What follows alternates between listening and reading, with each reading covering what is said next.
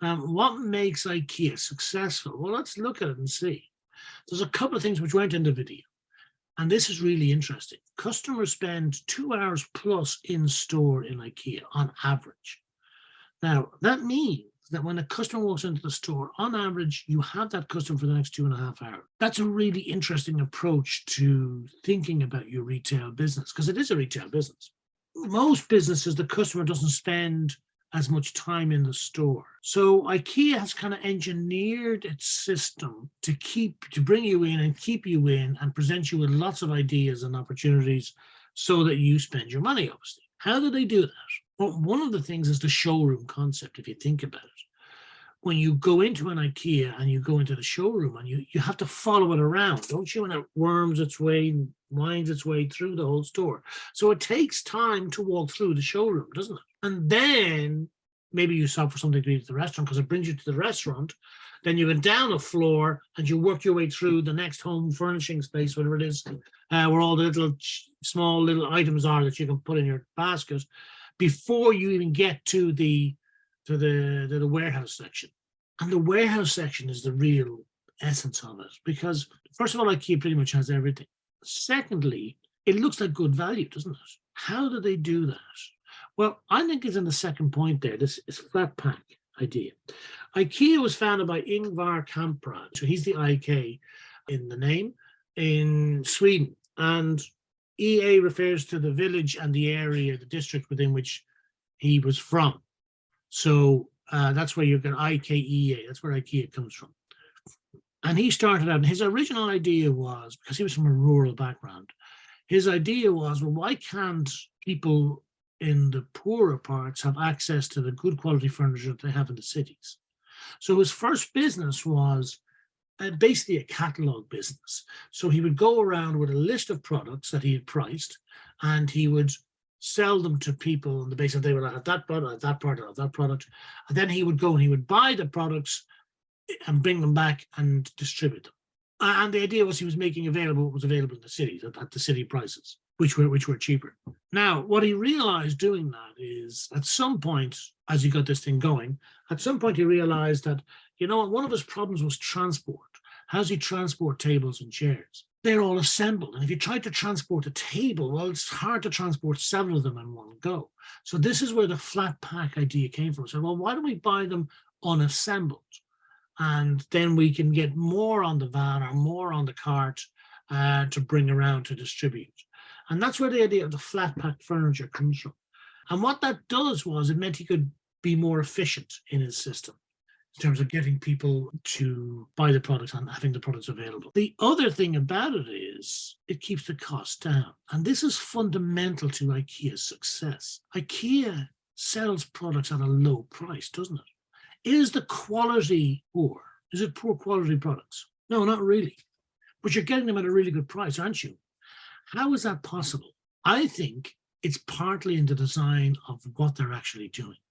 So they keep their costs down by designing their business in such a way that you take on part of the cost, you take on part of the work.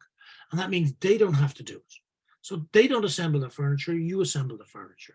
And you take that concept further, is they don't collect stuff off the shelves, you do. So the idea is you become a partner in the process, in the production. Because you become a partner in the production, they don't have to spend extra money to produce the finished good. You're going to produce the finished good with what they give you. And it's all designed and everything else and packaged accordingly. And they've gotten much more scientific about it. I just assembled these things yesterday, and even I managed to do it. But the idea is that you do this, it becomes you're part of the process. You're becoming a partner in the manufacture, and that keeps the cost down. So that's designed into the IKEA business model. So people with thin wallets, let them become part of the process, keep our costs down, provide quality products that they assemble.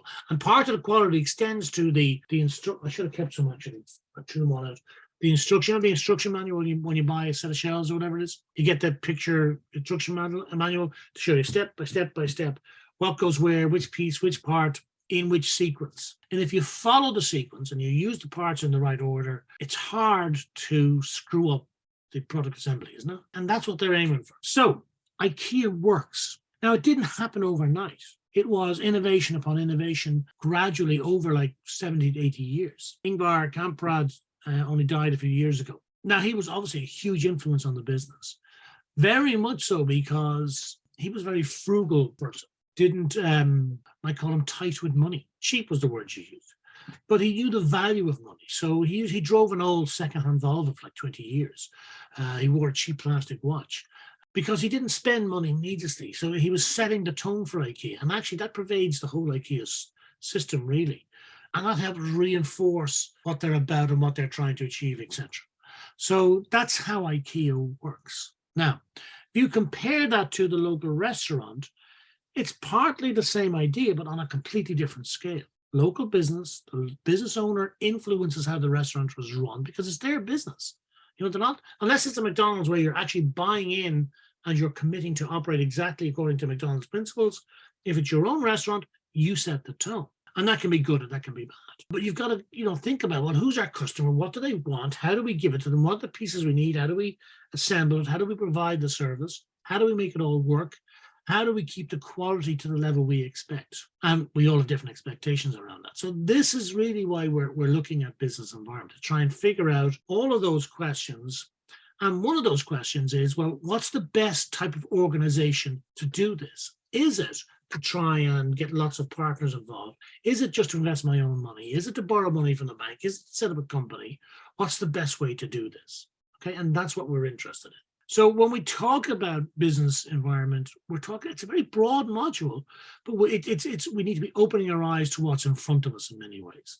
So Microsoft, Apple, Marvel Studios, Google, Toyota, you probably know, Zara, you probably know, Ryanair, you may not know, but it's a low fares airline, just like AirAsia, is it? AirAsia low fares airline?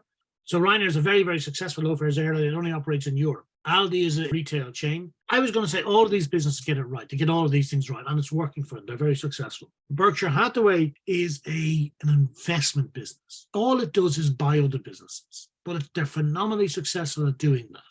But this guy here in the suit, this guy here, this is Bill Gates from Microsoft. This guy here is Warren Buffett. He's the chief executive or the chairman or whatever it is, or the big boss in Berkshire Hathaway. And he is just an investor. What he does is he goes in and he buys businesses and they change the management and they run those businesses. They're not into, it's not asset stripping. They don't go and take over business, sell off the assets and take their money and go. They buy into businesses that they want to keep. And so they're a conglomerate. They own a whole range of different businesses. They own, for example, about 10% of Coca-Cola. And what Berkshire Hathaway, if you bought a share of Berkshire Hathaway, which would cost you maybe $100 40 years ago, that might be worth $2 million today. I don't know what the thing is, but it's a phenomenal amount of money. That's how much the business has grown and how valuable it is. It's not that they're an investment business. It's their approach to investment. They're looking for businesses to invest in for the long haul. Businesses that they see value in, that they see, you know what, this business is undervalued. We can buy it, and if we improve the management and we allow it to go ahead, it's going to be worth a lot more money to us in the future. That's what their approach is about.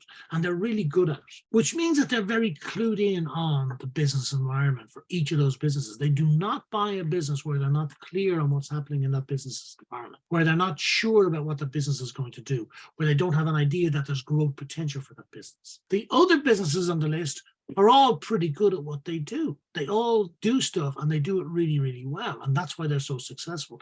In particular, Toyota and Zara. So you guys know Toyota. Toyota is the biggest car manufacturer on the planet. It is by far one of the most respected manufacturing businesses because they're really good at operations. And it's not just that they're good at manufacturing, it's their whole business. It operates very well. Because they're in tune with their customers, they spend a lot of time looking at their operations and making sure that they're fit for purpose for the environment that they're in. Zara has copied that. Zara is a fashion retailer. Zara, you don't think about it, but Zara has designed its business around its manufacturing and its operations based on Toyota. And it works for Zara. So there's lots of really interesting business cases where they understand how important the business environment is. And that's what I want to get across to you guys. We want to start looking at smaller businesses and diagnosing them so that we can answer those questions at the start. How are they structured? What legal structure? How are they organized? How do they set their objectives? How do they achieve, basically? That's what we're looking for. Central to that is understanding this diagram here. If you think about it, everything we do should be lined up with what we're trying to achieve in the longer term. That's what this says. And the idea is that our vision and mission for our organization drives our strategy. What's our strategy? So we want to do this, then this is our strategy. And now it's not as simple as that. It's more complex to getting to that. But once we have a strategy, that helps us set strategic objectives, and those objectives determine the actions that we make. And the idea here is that this is a gearing system. So by being clear on what our vision and mission is, this helps us turn these gears to deliver the actions that enable the organization to do what it needs to do. That's the idea. Okay. Now, this is a very simple three-cog piece, so we could be talking about a lot more, but it's the same idea. It's understanding what business we're in and trying to figure out what the big picture is that we're trying to achieve, and how do we translate that into objectives, strategies and objectives that leads to actions that allows us to deliver this dinner to these people at the right quality, with the right taste, at the right time, etc. That's what this is all about. So when we talk about the business environment, what we're really looking for is the internal and external factors that influence our operating situation.